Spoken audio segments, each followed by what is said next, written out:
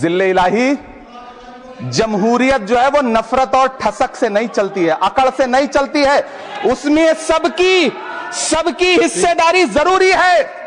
कल देश के माइनॉरिटी मिनिस्टर ने लोकसभा में खड़े होकर एक शेर सुनाया था कि मुझसे कोई बदगुमान न हो, तो मैं उन्हें एक शेर सुनाना चाहता हूं कि मैं आज जद पे हूं तो इतना खुशगुमान न हो, मैं आज जद पे हूं तो इतना खुशगुमान न हो, चराग सबके बुझेंगे हवा किसी की नहीं। में दबदबा हो आंधियों का तो फिर अंजाम जुल्मत के सिवा कुछ भी नहीं होगा। यह दुनिया नफरतों के आखिरी स्टेज पर है, इलाज इसका मोहब्बत के सिवा कुछ भी नहीं होगा। मैं भावुक हूं, मेरी पलकें गीली हैं। अगर देश की एक बहुत बड़ी आबादी को लगता है कि आप उसका भला करने के लिए नहीं बल्कि उनकी इबादतगाहों, उनकी कब्रिस्तानों, उनकी खानकाहों को बर्बाद करने का बिल ला रहे हैं, तो फिर आप अगर समझाने में नाकामयाब रहे हैं तो यह आपकी नाकामयाबी है। यह सरकार रात के 3 बजे तक पूरे देश को जगा करके संसद में अपने ही नागरिकों को नीचा दिखाने के लिए वक्फ बिल ला रही थी, तो उधर रात के 1:30 बजे अमेरिका हम पर 26% टैरिफ लगा रहा था। नीतीश कुमार जी हो, चंद्रबाबू नायडू जी हो, चिराग पासवान जी हो, जयंत चौधरी जी हो, देवे गौड़ा जी हो, जीतन राम मांझी जी हो, सबको समझना पड़ेगा कि जब जंगल में आग लगती है तो न वो बरगद बचते हैं जो हवा को आंधी में तब्दील करते हैं, न वो बांस बचते हैं जो आपसी रगड़ से चिंगारी पैदा करते हैं। किसानों के खिलाफ भी कानून लाए गए थे। जिस तरह आज वक्फ के फायदे गिनाए जा रहे हैं, उसी तरह से किसानों को भी कृषि कानूनों के फायदे गिनाए गए थे।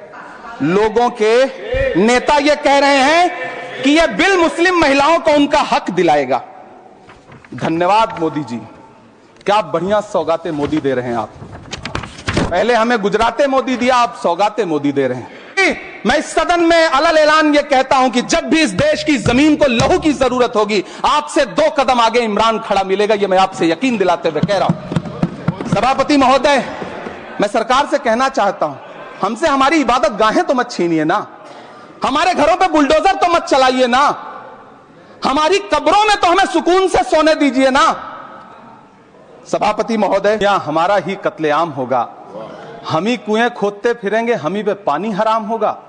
सभापति महोदय, सन 1947 में दिल्ली की जामा मस्जिद की तारीखी सीढ़ियों पर खड़े होकर के भारत रत्न मौलाना अबुल कलाम आजाद साहब ने कहा था कि मुसलमानों कहां जा रहे हो, यह है तुम्हारा मुल्क, यहां तुम्हारे आबाओ अजदाद की कब्रें हैं। उस वक्त मौलाना आजाद की ये सदाएं सुन करके लोगों ने अपने सरों की गठरियां उतार करके रख दी थी। आज उसी दिल्ली में मौजूद देश की संसद में एक बिल आया है जो हमसे उसी जामा मस्जिद की सीढ़ियों के सबूत मांगेगा, जो उन्हीं सीढ़ियों के पास अपनी कब्र में सोए हुए मौलाना आजाद को फिर से कब्र से सदा देनी पड़ेगी कि ये जो कब्र है वो मेरी कब्र है, ये किसी सरकार की जागीर नहीं है।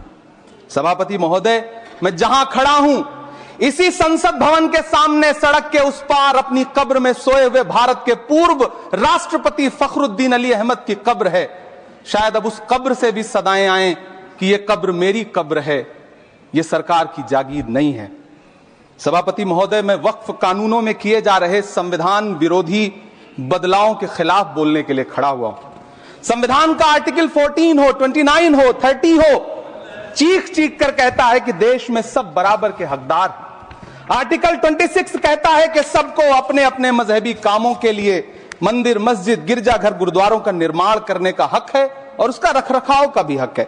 लेकिन डॉक्टर बाबा साहब अंबेडकर के संविधान को हर दिन कुचलने वाली यह सरकार देश के मुसलमानों से नफरत में इतनी अंधी हो गई है कि खुलेआम देश की संसद में देश सरकार के माइनॉरिटी मिनिस्टर साहब और होम मिनिस्टर साहब झूठ बोलते हैं और देश को गुमराह करते हैं, झूठ शब्द असत्य बोलते हैं। सरकार ने इस बिल का नाम उम्मीद रखा है।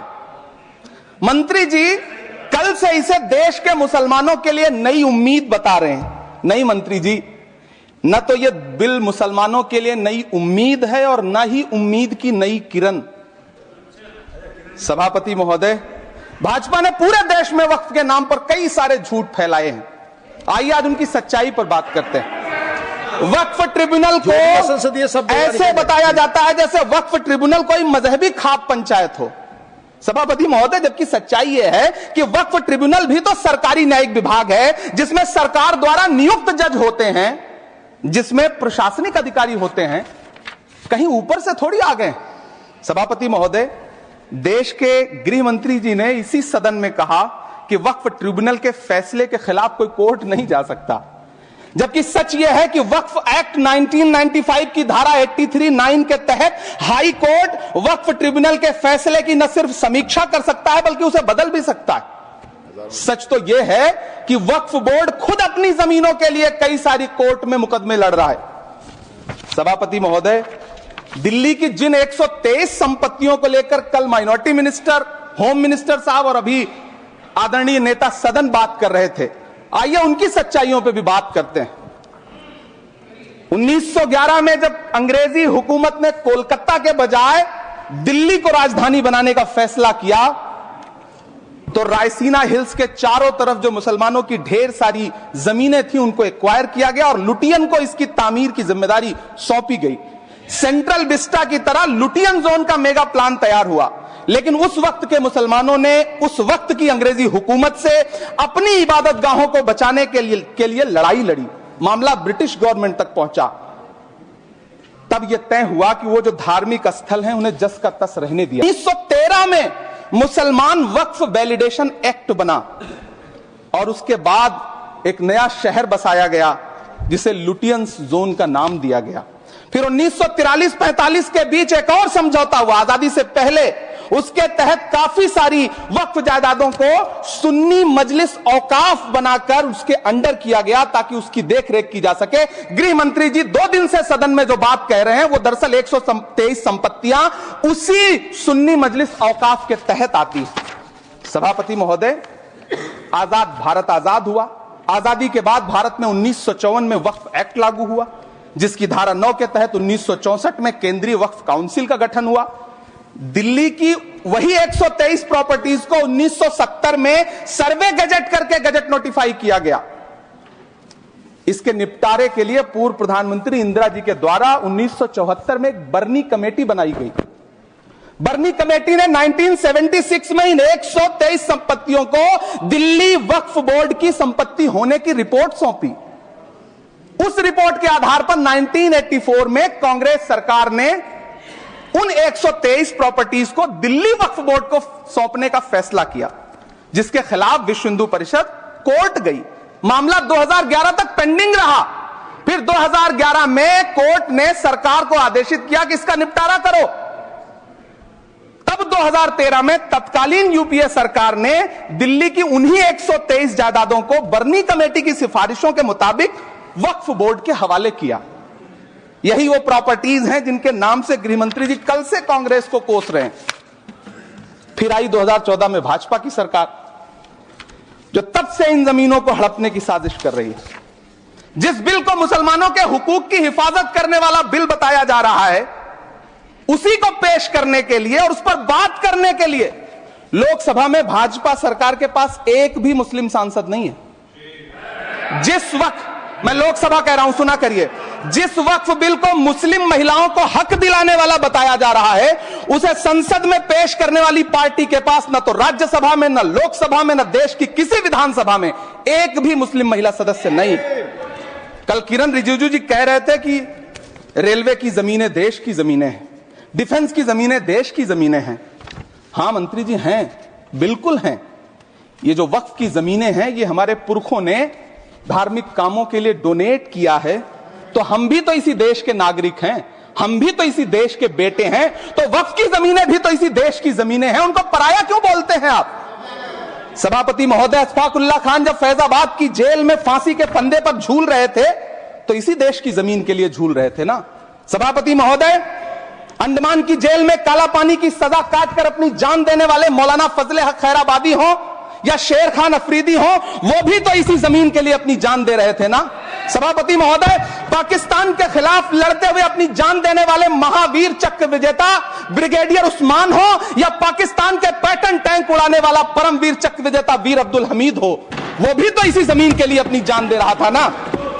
और मंत्री जी, मैं इस सदन में अलल ऐलान ये कहता हूं कि जब भी इस देश की जमीन को लहू की जरूरत होगी, आपसे 2 कदम आगे इमरान खड़ा मिलेगा। ये मैं आपसे यकीन दिलाते हुए कह रहा हूं। सभापति महोदय, मैं सरकार से कहना चाहता हूं, हमसे हमारी इबादत गाहें तो मत छीनिए ना, हमारे घरों पे बुलडोजर तो मत चलाइए ना, हमारी कब्रों में तो हमें सुकून से सोने दीजिए ना। सभापति महोदय, माइनॉरिटी मिनिस्ट्री का बजट कट करके, मुस्लिम बच्चों की स्कॉलरशिप बंद करके अब सरकार कह रही है कि हम वक्फ की आमदनी से गरीब मुसलमानों का भला करेंगे। गुजरात की बेटी बिल्किस के बलात्कारियों की रिहाई के बाद उन्हें माला पहनाने वाली लोगों के नेता यह कह रहे हैं कि यह बिल मुस्लिम महिलाओं को उनका हक दिलाएगा। धन्यवाद मोदी जी, क्या बढ़िया सौगातें मोदी दे रहे हैं आप। पहले हमें गुजराते मोदी दिया, आप सौगातें मोदी दे रहे हैं। लेकिन यह सरकार इतना याद रखे कि इसी ठसक के साथ देश की संसद में सीए का कानून भी लाया गया था और कहा गया था बड़े बड़े भाषण देकर के कि पड़ोसी देशों से हिंदू भाइयों को ला करके यहां नागरिकता दी जाएगी। लेकिन मैं आपके संज्ञान में लाता हूं सर कि पिछले इतने दिनों में इनसे नागरिकता लेने के लिए 2000 व्यक्ति भी नहीं आए, जबकि इसके उलट इन्हीं की सरकार में पिछले 10 साल में 15 लाख से ज्यादा भारतीयों ने भारत की नागरिकता छोड़ करके दूसरे देश में जाकर के बस गए। यह हुआ उस कानून का अंजाम। सभापति महोदय, इसी तरह की जिद के साथ किसानों के खिलाफ भी कानून लाए गए थे। जिस तरह आज वक्फ के फायदे गिनाए जा रहे हैं, उसी तरह से किसानों को भी कृषि कानूनों के फायदे गिनाए गए थे। लेकिन अंजाम क्या हुआ? 700 किसानों की शहादत लेने के बाद सरकार को अन्नदाता किसानों के सामने घुटने टेकने पड़े और कृषि कानून वापस लेने पड़े। जिल्ले इलाही, जमहूरियत जो है वो नफरत और ठसक से नहीं चलती है, अकड़ से नहीं चलती है, उसमें सबकी हिस्सेदारी जरूरी है। कल देश के माइनॉरिटी मिनिस्टर ने लोकसभा में खड़े होकर एक शेर सुनाया था कि मुझसे कोई बदगुमान न हो, तो मैं उन्हें एक शेर सुनाना चाहता हूं कि मैं आज जद पे हूं तो इतना खुशगुमान न हो, मैं आज जद पे हूं तो इतना खुशगुमान न हो, चराग सबके बुझेंगे हवा किसी की नहीं। नीतीश कुमार जी हो, चंद्रबाबू नायडू जी हो, चिराग पासवान जी हो, जयंत चौधरी जी हो, देवे गौड़ा जी हो, जीतन राम मांझी जी हो, सबको समझना पड़ेगा कि जब जंगल में आग लगती है तो न वो बरगद बचते हैं जो हवा को आंधी में तब्दील करते हैं, न वो बांस बचते हैं जो आपसी रगड़ से चिंगारी पैदा करते हैं। सभापति महोदय, जब देश को मनमोहन सिंह साहब जैसा काबिल प्रधानमंत्री मिलता है तो देश को आरटीआई जैसा एक्ट मिलता है, सेज जैसा एक्ट मिलता है, मनरेगा जैसा एक्ट मिलता है, लिबरलाइजेशन मिलता है, राइट टू एजुकेशन मिलता है, नेशनल फूड सिक्योरिटी एक्ट मिलता है। लेकिन जब देश को सौगातें मोदी मिलती है तो क्या मिलता है? सीए मिलता है, फॉर्म्स लॉ मिलता है, आर्टिकल 370 मिलता है, इलेक्टोरल बॉन्ड जैसा एक्ट मिलता है और वक्फ अमेंडमेंट एक्ट जैसे बिल देश को मिलते हैं। मुझे तो अपने हमवतन भाइयों से पूछना है कि आपको अपने बच्चों की तरक्की, खुशहाली और नौकरी की दरकार है या फिर मुसलमानों की दान की गई जमीनों को लूट कर धन्ना सेठों को देने की साजिश करने वाले कानून की? सभापति महोदय, यह सरकार रात के 3 बजे तक पूरे देश को जगा करके संसद में अपने ही नागरिकों को नीचा दिखाने के लिए वक्फ बिल ला रही थी, तो उधर रात के 1:30 बजे अमेरिका हम पर 26% टैरिफ लगा रहा था। सरकार की प्राथमिकताएं देश को पता। सभापति महोदय, मैं बहुत भावुक हूं आज और मुझे अच्छा लगा कि आदरणीय नेता सदन जगत प्रकाश नड्डा जी ने बहुत अच्छी बातें भी की, मन से बातें की।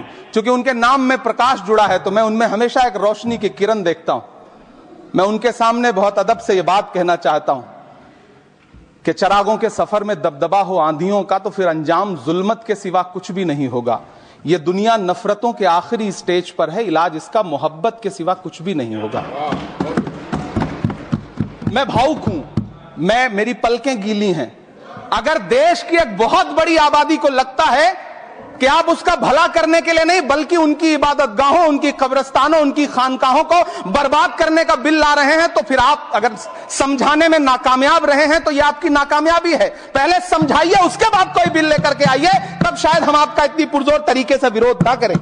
लेकिन सभापति महोदय, मैं अंत में सिर्फ इतना कहना चाहता हूं कि इस बिल में जो भी पॉइंट्स दिए गए हैं, वामसी पोर्टल देख लीजिए, सरकार का झूठ आपको पकड़ में आ जाएगा।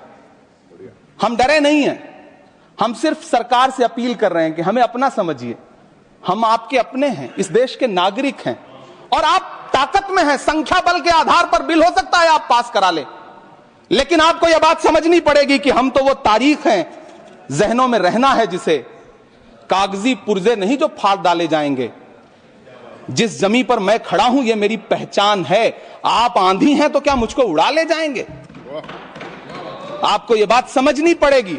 आपको अगर इतना विपक्ष की तरफ से पहले जेपीसी में इतने सारे पॉइंट्स आए और उसके बाद कल से लोकसभा में और राज्यसभा में सुझाव आप सुनने को तैयार नहीं है, लोगों की शंका को दूर करने के बारे में आप बिल्कुल सोच नहीं रहे, बस आप कह रहे हैं यह बिल उम्मीद की नई किरण है। नहीं साहब, इसे भले किरण जी लेके आए हैं, लेकिन ये उम्मीद की नहीं बल्कि नाउम्मीदी की किरण है। और इस देश की एक बहुत बड़ी आबादी इस बात से खदशे में है, शक में है कि आप सीधे उनकी जमीनों को लूट करके धन्ना सेठों को बेचना चाहते हैं। मेरी अब भी आपसे अपील है कि इस बिल को वापस लीजिए। यह बिल कहीं से आपके अपने नागरिकों के लिए अच्छा नहीं है। यह बिल सिर्फ इस देश के मुसलमानों को नीचा दिखाने का और अपने एक ऐसे मतदाता वर्ग को खुश करने का बिल है जिनको इस बिल के पास हो जाने से कुछ मिलेगा भी नहीं, लेकिन आप एक नैरेटिव देना चाहते हैं, एक मैसेज देना चाहते हैं। मेरी आपसे अपील है कि कृपया ये जो सबका साथ सबका विकास